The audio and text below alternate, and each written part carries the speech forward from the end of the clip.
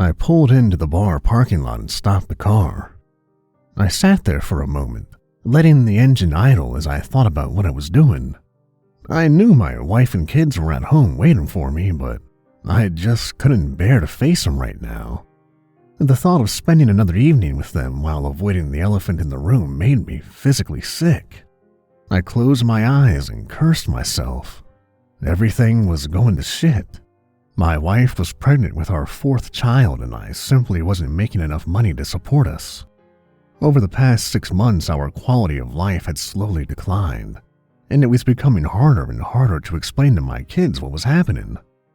My wife and I loved each other, but the financial difficulties sprouted endless arguments that could last late into the night. In truth, I was getting scared. I didn't know what was going to happen to us. I didn't know how to pull my family out of this terrifying nosedive. I couldn't stop thinking about it, and couldn't stop thinking about that day when we'd be kicked out of our home. I started having trouble sleeping and my mood worsened. I would find myself snapping at the kids over little things. One night, just a few weeks ago, I had smashed a coffee mug in a rage. I'll never forget the looks on my kids' faces, and I hate myself for that. So instead of taking out my fear and frustrations on my family, I started to drink after work. At first, it was just a beer or two, something to take the edge off. But after a month, I began to stay later and later, drinking more and more. It was time I needed to think. It was a few moments of peace before finally going home and shamefully explaining to my family why we were eating beans and rice for the 3rd time that week. My wife hated my habit, and I didn't blame her. She never argued with me about it, but when I came home reeking of beer and whiskey, she'd get a look in her eye. That look said everything. You're not the man I married. I never really was a drinking man before I fell on hard times. Even in college, I never drank much. Certainly never to the point of being seriously drunk. I just didn't see the point. I hated feeling inebriated and usually only sipped on beer at parties so I'd fit in. But now that my life was crumbling before my eyes, I found comfort in it. It was a space I could enter and push my thoughts to the side of my tired mind. It was a momentary breath of air in a smoke-choked sky. And tonight, I needed a drink. Before leaving work, my boss told me they were conducting layoffs in the coming weeks. He didn't go into detail, but as I sat in my car, I realized he was unofficially informing me that I would soon be jobless. I felt sick. What the hell was I going to do? How was I going to provide for my family? Growing up, I never expected this. It wasn't what we were told. Poverty was something other people suffer through, not me. The thought of my kids made me terribly depressed. They depended on me. They looked up to me. How was I supposed to tell them that their father was a failure? How was I supposed to tell them that we were going to have to move because Daddy couldn't pay the bills? I pulled my car door open and forced my mind to settle. I licked my lips. I needed a few tonight. I almost ran into the bar. Music droned somewhere above me as my eyes roamed around the room. Neon beer signs lined the walls and their colors trailed in the air as I sipped my 6th rum and coke. My head was floating above my shoulders and the conversation around me slurred and streaked like wet paint. I licked my lips and they bloated on my face. I blinked lazily and realized I was breathing heavily. I shifted on my bar stool and almost fell off. My mind exploded with dizziness and my stomach churned uncomfortably. How many beers had I had before starting the endless rum and cokes? I couldn't remember. The bar was surprisingly full, but I couldn't focus on individual faces. They piled around me, trying to get in drink orders, and I felt like a rock sticking out in the middle of a moving stream. I raised my glass to my lips and drained the last of its contents. "Hey, Jack, you should go home, buddy," the bartender said, leaning in toward me out of the pool of mixing colors. "Maybe one more and then I'll head out," I mumbled, raising my head to meet his gaze. His face swam before me and I closed one eye to stop it from moving. "I think you're done, buddy. Come on, go home to your family." I could feel darkness swirling around the edge of my vision. I snorted and the bartender shook his head. "Want me to call you a cab, Jack?" For some reason, I found this incredibly offensive and I shook my head violently. "Ah, piss off, I'll be fine." My head felt like a bloated boulder. I dug into my pocket and pulled out a wad of crumbled cash. I threw it on the bar and stumbled toward the door. I felt like I was walking through a movie scene I wasn't supposed to be in. And people turned to stare at me and I heard mutterings and snickers directed at my intoxicated state. I was too drunk to register shame and I shoved some punk kid aside and pushed myself out the front door. The world rocked beneath my feet and I felt a sudden urge to vomit. I exhaled slowly and dragged my feet toward my car. I was in no state to drive. I grit my teeth and checked my watch. It was after 10. Shit. I banged into my car, still looking at my watch, and let out an angry grunt. I ran my hands over the door until I found the handle and pulled it open. I didn't dare look at my phone to see how many missed calls I had. I sighed as I climbed into the driver's seat. I needed to rest for a moment and settle my head. Then I'd drive home and apologize to my wife. I'd wait to tell her about the inevitable layoffs. But first, I needed to sleep. I closed my eyes and darkness rushed me. "Hey there, Slick." I pulled my eyes open. Blinding sunlight immediately forced them shut again and I rubbed my face, trying to clear my mind. To my surprise, I felt all right. In fact, I felt fantastic. I opened my eyes again and cheery sunbeams warmed my face. I blinked. I was sitting in a sprawling green meadow. Birds chirped overhead and green grass rustled beneath me, a pleasant breeze chuckling through the air. I was sitting against a tree in a circular clearing with swaying forest that wrapped around a sparkling pond. Lily pads spotted the crystal surface like green paint on an artist's palette. It was breathtaking. For the first time in months, I felt peace settle in around me. The blue sky overhead was cloudless and I closed my eyes as I raised my face to absorb the gentle sunlight. "Beautiful, ain't it?"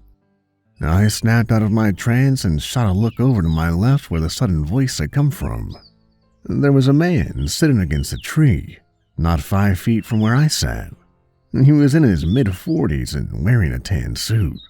A silver watch glittered on his wrist and his sports jacket wrinkled against the bark. His green eyes sparkled underneath the brim of a blue baseball cap that was pulled low.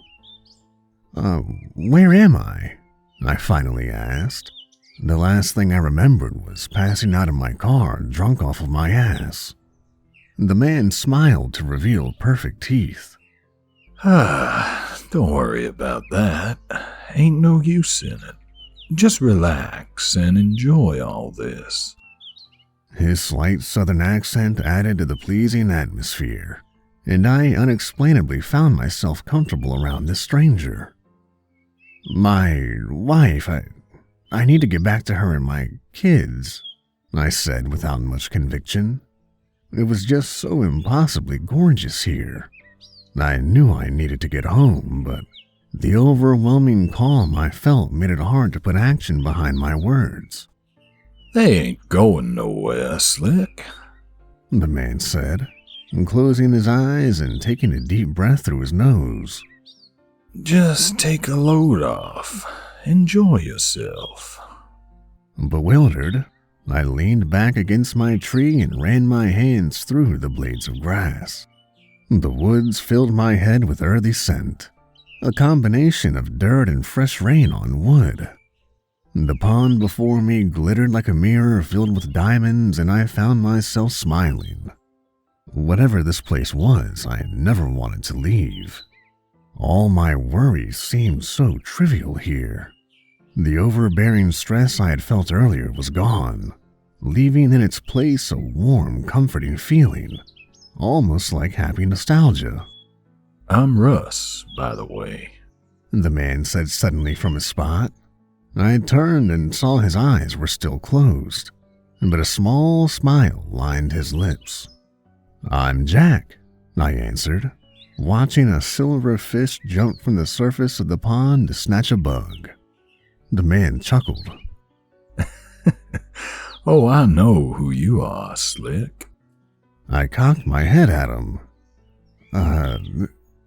Who are you? What is this place? Russ adjusted the ball cap on his head before answering. I just told you, I'm Russ. And this, He spread his hands. this is just a little slice of peace, buddy. Ain't nothing more. Can I stay here? I asked after some time. Russ snorted, but there was no malice in it. Afraid not, partner. That wouldn't be good. This place isn't meant for that. Not anymore. I raised an eyebrow. Not anymore? Before he could answer, a noise echoed in the forest around us. It was distant and low, a single deep note that crawled up the sky and fell upon us. It sounded like the beat of a great drum. Russ pulled his cap up and sat a little straighter. What was that? I asked as the sound faded. Russ looked at me, his eyes uneasy. That's why you can't stay here for very long. Suddenly, the drum sounded again, and again, and again. A constant beat that filled the woods with a single ominous note. And for some reason, it filled me with creeping dread. Not good. Russ mumbled under his breath. What is it? I stressed, feeling uneasy. Russ stood up, brushing himself off. It's the Whistlin man. Oh, he's bad news, Slick.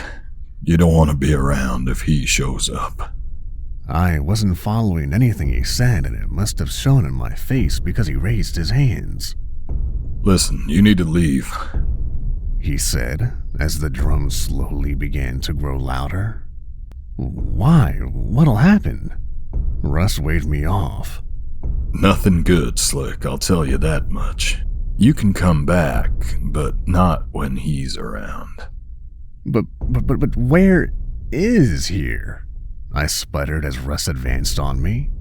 Before he could answer, the forest filled with a piercing cry, a sharp whistle that cut through the sky and echoed all around us. I slammed my hands over my ears as the deafening note danced across the sun rays and exploded across the meadow. As the wavering echo faded, another whistle followed, this time lower, a kind of haunting melody that chilled me instantly. The drum was growing louder, and I thought I felt the earth shiver slightly beneath my feet. Russ turned to me, his eyes wide. Get out of here! Go! He shoved me backwards, and I stumbled, tripping over my feet, and woke up gasping in my car. I immediately opened the door and vomited into the parking lot, a great gush of hot stomach bile and gurgling rum. Tears leaked from my bloodshot eyes as I sat up and wiped my mouth. My head was splitting and I was desperately thirsty. I looked at my watch and groaned. It was a little after midnight. I took a few seconds to collect myself, thinking back on what I had just experienced. What had just happened? I could still hear the echoing shrill note of that chilling whistle. Or did I? I ran my hands over my face, the consequences of my nighttime drinking churning my stomach again. How was I gonna explain this to my family? What would I tell my wife? She was gonna be furious. I suddenly wished I was back in the meadow. The serene peace it had offered upon arrival was intoxicating. No worries, no stress, no responsibilities. Just warm sun and beautiful, accepting nature. As I started my car, I made a mental decision. I would do anything to go back, and now I thought I knew how to get there. The next 2 days were a waking hell. As expected, and rightly so, my wife was pissed. She wasn't a woman who yelled or threw things. I almost wish she was. Instead, she turned to ice, barely acknowledging my existence until my due sentence was up, whenever that was. I tried to be extra active with the kids, even taking them out for ice cream, but that wasn't enough to get my dear wife to warm to me. It was the weekend and every minute seemed like a chore. On the outside, I was super dad, making sure to always wear a smile and engage my kids in conversation and playful fun. None of this thawed my wife out, and I felt the thirst return to me with a vengeance. I still hadn't told her about the inevitable layoffs, and judging by her mood, I wouldn't until her fury had passed. When Sunday night rolled around and she still wasn't talking to me, I decided that after work the following day, I'd return to the bar and get shit-faced again. I needed to see if I could go back to that meadow. I needed it in the worst kind of way, my sanctuary of peace. I knew it was the worst thing I could do, but the frustrations of the weekend pushed logic out of my frazzled mind. She didn't fully understand the stress and worry I was going through. She didn't know the weight I carried every day. It wasn't her fault, but I expected her to cut me some slack. As I slid into bed that night, my wife silently turning her back to me, I licked my lips and focused on tomorrow. The need was so great I almost got up and left right there and then. What little reason I still possessed forced my eyes closed instead, and I tried to summon the vision of the meadow. I could almost feel it, waiting for me right behind my eyes. If I focused hard enough, I thought I could smell the greenery swirling through the swaying forest. If I shut everything out, I thought I could hear the frogs croaking at the edge of the water. Was that Russ? I was sure I had just heard him speaking to me, his southern accent melting the air like warm butter over steamed corn. But it was all just out of reach. For whatever reason, I couldn't quite access that special place. I needed a catalyst. I needed a damn drink. And that's how I found myself slumped over the bar the following night. The day had seemed like an eternity, the clock indifferent to my desperation. On the way to work that morning, I'd almost stopped at the liquor store, but had managed to hold off. My boss didn't say anything to me, which I took as a good sign, and I diligently plowed through my day's duties. My wife still wasn't talking to me, barely looking my way as she prepared the kids for school. I tried to give her a hug goodbye, but she brushed me off, muttering that she had to finish packing lunches. This sparked an anger in me, and I wordlessly left the house, clamping my teeth shut so I wouldn't say anything stupid. I knew getting wasted tonight wasn't going to repair our teetering marriage, but I had been pushed to my limit. If she wasn't going to forgive me, then what was the point? Her morning coldness had cemented my resolve to go out tonight, and I barely felt any guilt. I justified it in my mind with little effort, and as I pulled into the bar parking lot, I felt a cool blanket of relief sweep over me. This was where I could let go a little. This was where I didn't have to think about my problems. I tipped the glass to my lips and sucked the rum off the ice cubes. I hadn't bothered mixing my drinks tonight. I had a destination in mind, and I wanted to get back there as soon as possible. Judging by the way the room swam, I was doing a pretty good job of it too. The bar was relatively empty, and I was relieved for it. A quiet tune played from the retro jukebox in the corner, and I hummed along as I tapped the bar for another refill. The usual bartender, Kenny, was off tonight, and I was grateful for it. He had a tendency to cut me off, and I didn't want that tonight. I smiled at the young lady, my drink server for the evening, and muttered my thanks as she placed a fresh rum in front of me. I was trying my best to maintain my composure, and the lack of people helped my cause. I didn't want to stop drinking until I couldn't see. I downed half the rum in one swig and I felt it slam into my stomach like a derailed train. I burped behind my hand and felt my eyelids flutter as if they were suddenly swollen. I smacked the taste from my lips and my tongue burned with alcohol. My thoughts had become hard to control, the booze filling my mind like a sinking ship. I had been there for 3 hours and I felt like if I tried to stand, there was no guarantee my legs would obey. I tipped the glass to my lips one last time and that was enough to cloud my vision with a heavy fog. Blackness pressed in on my sloshed brain and I ran a hand over my face. It felt like there was a face over my face. I giggled at the thought, but was suddenly overcome with sadness. I blinked a few times and decided it was time. I cashed out with a mumbled thanks to the bartender and very carefully walked out to my car. The world rocked beneath my feet and the full moon was so bright I had to shut one eye against it. My head felt thick and every breath tasted like ice and spiced rum. I stumbled to my car and managed to get the door open before collapsing into the driver's seat. I rolled my head back and shut my eyes, a small smile on my lips. I waited for it to happen. It didn't take long. Well, howdy there, Slick. I opened my eyes and gentle sunlight lit my vision. The stunning greens and blues melted together to form breathtaking beauty, and my senses filled with the peaceful, now familiar meadow before me. I was back. The dense forest encircling this pocket of paradise swayed gently in the breeze, the leaves rustling together to form a serene soundtrack to the majesty of this hidden nature. The grass was soft beneath me, like cool blades of emerald silk. I ran my hands through it and leaned comfortably against the tree I sat under. The pond before me was captivating in its stillness, a plate of shining silver. I turned and saw Russ sitting a few trees over, his blue baseball cap resting high on his head. His tan suit jacket was balled behind his head and he leaned comfortably against it.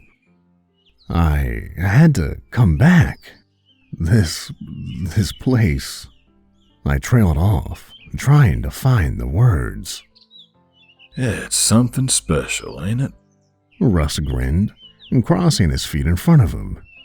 You got that right. The silence passed between us and I heavily sighed, a smile filling my lips. My head emptied of worries and was filled with complete tranquility. The secluded isolation added to the calming magic of the meadow, and pleasant bird song danced between the trees. Again, I was filled with the desire to never leave this place. Everything was just so perfect. It made life seem unfair in comparison. Why were things so hard? Why did misfortune and approaching despair plague my every day? Why couldn't I just stay here, away from all that, and close my eyes in peace? This was all I needed. You know, Russ said from his spot, as much as I enjoy your company, I worry about you. I snorted and looked over at him. Oh yeah? Why's that? Russ adjusted his baseball cap. You know why. Don't make me say it, Slick. Can you just let me enjoy the quiet? I asked, shutting my eyes. Russ grinned. Of course, pal. Of course. But I need you to know something. Before he could continue, a distant drum began to beat. I opened my eyes. Russ pointed out into the woods toward the noise. That. I shifted, trying to block out the sound. It twisted my stomach with unease. What about it? I asked softly. Russ stared at me under the brim of his cap. That didn't used to be here. I nodded towards the distant drum. That? The drum? His green eyes bore into my skull. Not just the drum. Him. I licked my lips. Who? Russ's voice dropped to a whisper. The Whistlin man. You can tell when he's around when the drum starts. He's looking for you, Slick, and he ain't ever gonna stop. I shifted uncomfortably. Who is he and what does he want? Russ stared out into the forest. Do you really have to ask? I suddenly threw my hands up in frustration. What are you talking about? Before he could respond, the air filled with a shrieking note, a long, high whistle that bore into my head like a screaming drill. Swarms of birds erupted from the trees and took flight, escaping the sound. Russ jumped to his feet, fear written across his face. You better scram, Slick. It sounds like he's close. I don't want to, I shouted, climbing to my feet. I don't care who he is. I don't care what he wants. Anything is better than going back to out there, I finished, jabbing my finger towards the sky. Russ approached me as the drum beat grew louder, another whistle slicing through the meadow like a razor blade. It was the same low note as last time, the strange melody chilling me to my bone. But despite that, the thought of leaving made me want to weep. I had only just arrived. I couldn't leave yet. I couldn't face what awaited me on the other side. He doesn't have to be here, Russ said urgently, shooting a look over his shoulder. You have to get rid of him. It wasn't always like this. What the hell are you talking about? I cried. The drum was deafening at this point, and I felt the soil beneath my feet begin to tremble. Russ opened his mouth to speak, but a new voice erupted from inside the forest. A horrible, deep bellow of rage. Jackie! Where are you, Jackie? Another series of long whistles followed, cracking the air like a bullwhip. Russ's eyes went wide and the blood drained from his face. He took a step forward and raised his hands to me. Go! Go! He shoved me hard and I went sprawling backwards and woke with a jolt inside my car. Nausea tossed my stomach like a rotten salad and I slammed the door open and emptied my gut onto the asphalt. No! I screamed, wiping my face and pounding on the steering wheel. No, I can't be here. Let me go back. The horror of being back in the waking world, faced once again with my looming, life-ruining problems, filled me with absolute panic. The night air filled with indifferent moonlight and I raised my eyes to the sky.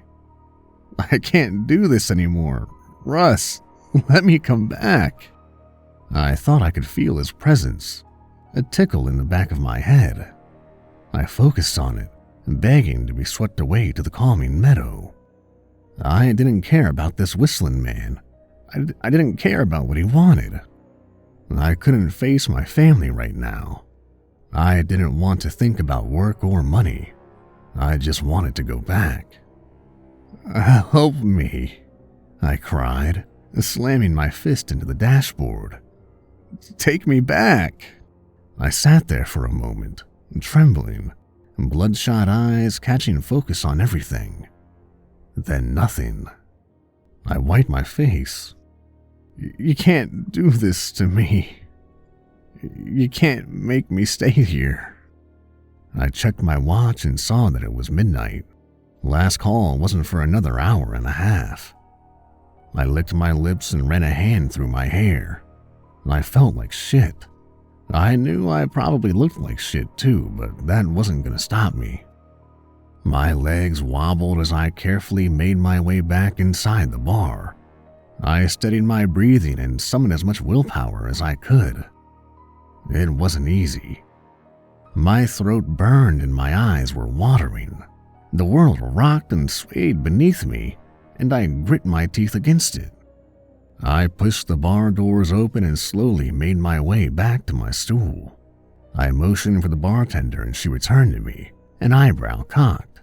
She told me she wasn't surprised to see me back, and I told her my car wasn't working. I told her a friend was coming to give me a lift and I was just coming back in to kill some time. I spaced out my words and tried my best not to slur. I asked her if she could load me up with a beer and a shot. She chewed her lip for a moment, and I could see her thinking.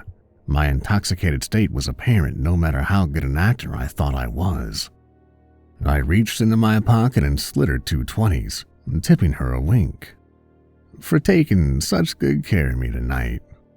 The money shattered any moral dispute she had been fighting against and immediately cracked the top off a beer. She filled a shot glass and placed it in front of me, telling me to behave myself. I thanked her and assured her I would. When she turned away, I slammed the shot, gasping at the sudden charge of heat. Whatever edge I had lost from vomiting returned as the rum hit my system. I snatched the beer up and sucked it down, exhaling heavily as the last drop slid onto my tongue. I felt sick, like a soaked sponge left on the counter. I stank and my already upset stomach fought against the booze. I looked around, the room tilting and swaying, and saw there were only 2 other patrons. They were over in the corner, not paying attention, and to my delight I saw them wave over the bartender. It looked like they knew her.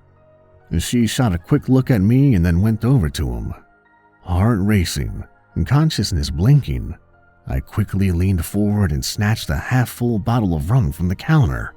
I chanced to look over my shoulder and saw that my act had gone unnoticed. "You can't get rid of me," I mumbled, and tipping the bottle to my lips. "You can't make me stay here."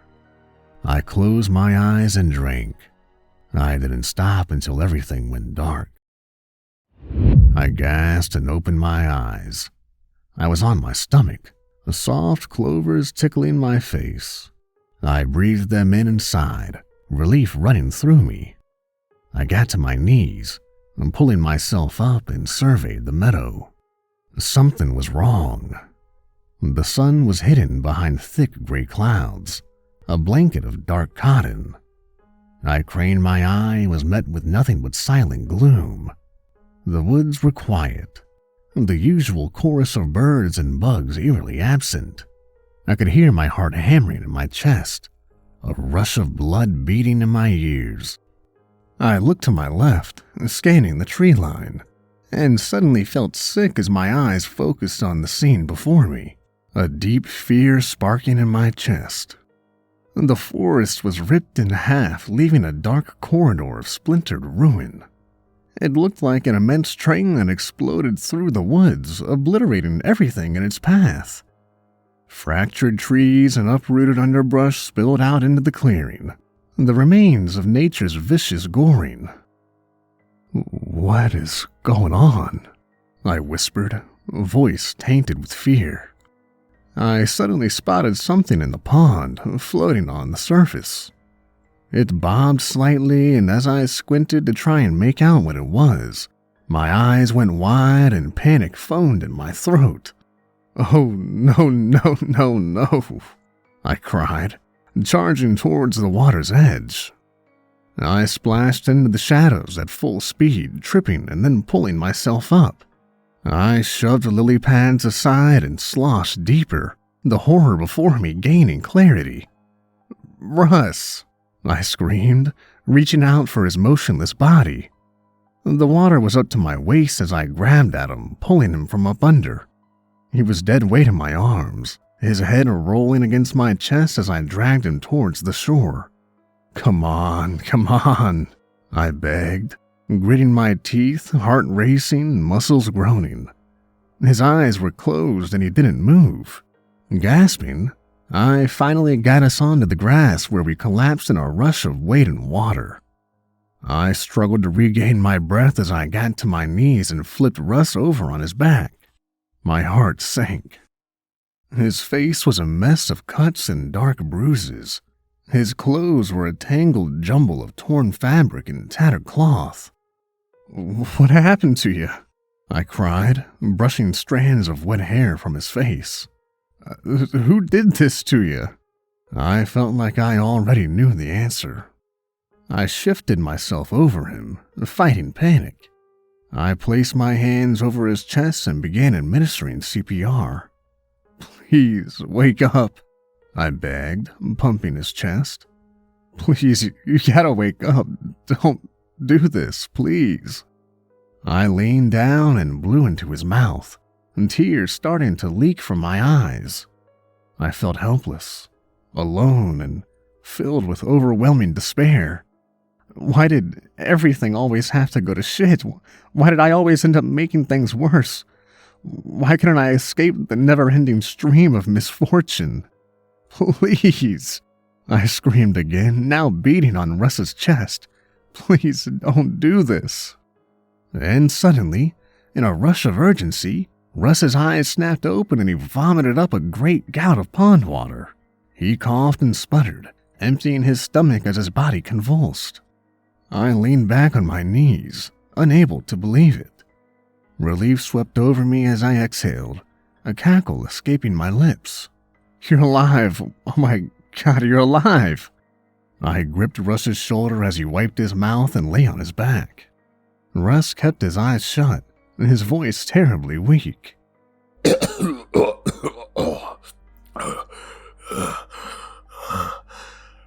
"Hey, Slick. You just can't seem to stay awake, can you?" "What happened to you? Why is everything different?" Russ tenderly touched his beaten face before answering. He found me. He found me with you already gone. He didn't like that." "Who?" I already knew the answer. I jerked my head to the woods, the sound of the drum robbing my attention. "No, not now, please, not now." Russ sighed, broken and defeated. "He's coming back to finish the job. And if you're here, he's gonna get you too." The drum was getting louder. I leaned back and grabbed Russ's arm. "What does he want? Why is he doing this?" Russ closed one eye and looked painfully at me with the other. "He's not the one doing this, Jack. You are." My body went cold and I said nothing, the throat going dry. And then, a long rising whistle rose from the forest, first high, then dipping low. The notes bounced off the dark clouds and echoed across the meadow, filling me with dread. Russ tried to sit up, grasping at my arm. "You can't keep doing this. You can't keep coming here like this. He's gonna kill you." My eyes lined with tears and they spilled down my face. My lips trembled and I looked down at Russ. "I'm sorry. I'm so sorry." I put my hands over my face, sobbing. "Oh, what have I done?" "Jackie, where are you, Jackie?" The voice cracked through the air like a clap of thunder and my heart tripped into my ribcage, a flutter of crippling fear spreading across my chest. Another shrieking whistle, a sharp drill in my ears, boring into my skull. The ground shook beneath my feet and I suddenly heard a roar of exploding wood and crashing underbrush from the forest. The sound was distant, but approaching the meadow at a tremendous speed. "The Whistlin man," I whispered, my breath sour on my tongue. I stood up and faced the tree line. The sweat coated my spine with cold fear and I licked my lips, a face pale and gaunt. "Don't let him get you," Russ said from the ground, and tears ran down my cheeks as the cacophony of sound rose around me in a deafening crescendo. I closed my eyes as the drum and constant whistle blasted around me. I could hear trees crashing to the earth as the Whistlin man rocketed towards me from the woods. I felt helpless and terrified, a lone man against a tsunami of power and devastation. The Whistlin man exploded from the tree line and into the meadow. Immediately, everything went silent. My heart counted the seconds against my chest. I squeezed my eyelids shut even tighter. I suddenly felt the presence of someone standing directly in front of me, a hot breath on my face. "Been looking for you, Jackie," something said, inches away. The voice was a low rumble like thunder in the summer. I kept my eyes firmly shut. My knees were shaking and I felt my bladder release in a rush of terror. My lips quivered and tears dripped down my chin. "Go away." My voice a dry rasp. I felt a heavy hand on my shoulder, followed by a low chuckle. "Go away. Ah, Jack. Why would you want that? You brought me here." I shook my head, squeezing my eyes shut even tighter. Not anymore. A hand gripped my chin. "Look at me.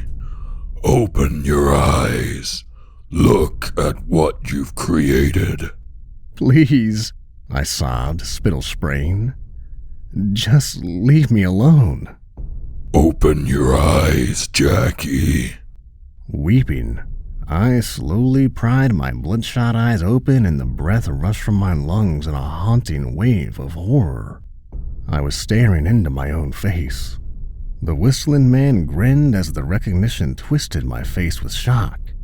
"You see," he growled, "there ain't nothing to be afraid of. This is just who you are." I took a step back, shaking, trembling. No, this isn't who I am." He chuckled and took a step closer.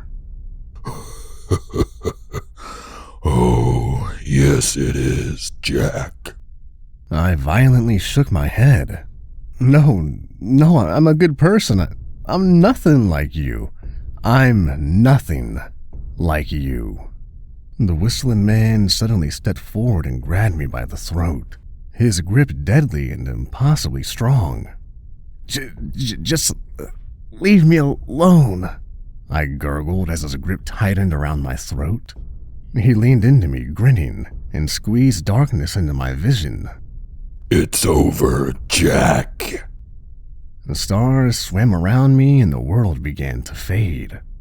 With one last gasp, I whispered, "Please, just let me go home." Right as I was about to pass out, as blackness ate at my eyes, the iron grip around my throat was removed. I gasped and fell to my knees, the meadow rushing back into focus. Color and clarity realigned and I coughed and sputtered, clutching my aching throat. I looked up in relieved confusion and my eyes went wide. Russ was holding the Whistlin man from behind, one arm wrapped around his throat in a chokehold. He had his other arm over the Whistlin man's face with his hand shoved inside his mouth, gripping his upper jaw with commanding strength. The sweat stood out on Russ's face, his eyes two coals of burning fire. His voice crackled like a blazing furnace. "He doesn't need you anymore. Leave him alone, goddammit." The Whistlin man growled from around Russ's hand, fury shaking him. "I am him." Russ's neck muscles strained as he began to pull the Whistlin man's head backwards, howling with deafening authority. Screaming with exhausted effort, Russ ripped the Whistlin man's head back between his shoulder blades in an explosion of blood and bone. "Not any more."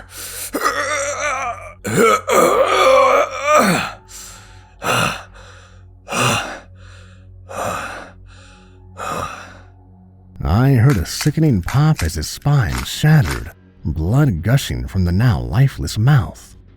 Gasping, Russ pulled his bloody hand from the Whistlin man's jaws and shoved the dead man to the ground. Breathing heavily, he looked at me, chest heaving. "You okay, Slick?" The shock rooted me to the ground, and complete disbelief freezing me where I sat. "Jack?" Crying, I got to my feet and embraced him, weeping into his chest. Russ stroked my hair and let me cry into him, his heart beating against my chest. Thank you, I wept. I'm so sorry. I'm so sorry for doing this. Russ pulled me away and took me by the shoulders. You're a lot stronger than you think, Jack. Never forget that. I wiped tears from my face, unable to stop more from coming. I won't forget. I promise I won't. Thank you. Russ nodded. Are you ready to go back? I nodded back, sniffling. Russ closed his eyes. Good luck to you, Slick. I'm proud of you. And with that, he pushed me backwards, and I awoke with a start on the bar floor. The faces were looking down at me, a blur of color and noise. I blinked and then everything rushed into focus. It was the bartender and the two men she had been talking to. Their faces were filled with concern and I realized they were talking to me. "Hey, you okay?" one of the men asked, getting down on one knee and helping me sit up. Relief washed over me in a suffocating wave and I grit my teeth as my eyes filled with tears. I smiled up at the three of them, my head clear and focused, all traces of a hangover gone. "I'm all right, thank you. Must have slipped in my stool and bumped my head is all." The bartender told me they heard a crash and looked over to see me lying on the floor, unmoving. She said it had taken them a little bit to wake me, almost to the point of calling an ambulance. I assured them I was okay, climbed to my feet, and brushed myself off. My inexplicably calm demeanor clearly confused them to the point of not pressing me any further. I thanked them for their concern and told them I was going to call a cab and go home. After making sure I really was okay, they told me to take care of myself. I smiled. Oh, I will. That was 3 years ago. It's been a long, hard road since that night, but I'm doing well. It took months for my wife to get over that horrific act of selfishness, but I've proven to her since then that I will never be that man again. I can't believe she didn't leave me, and it fills me with eternal gratitude. I've spent this time proving to my family that they can rely on me. I've shown them my resolve, and we've grown closer, making it through those horrible early months of uncertainty. But we're stronger now, and life has begun to show promise of happiness.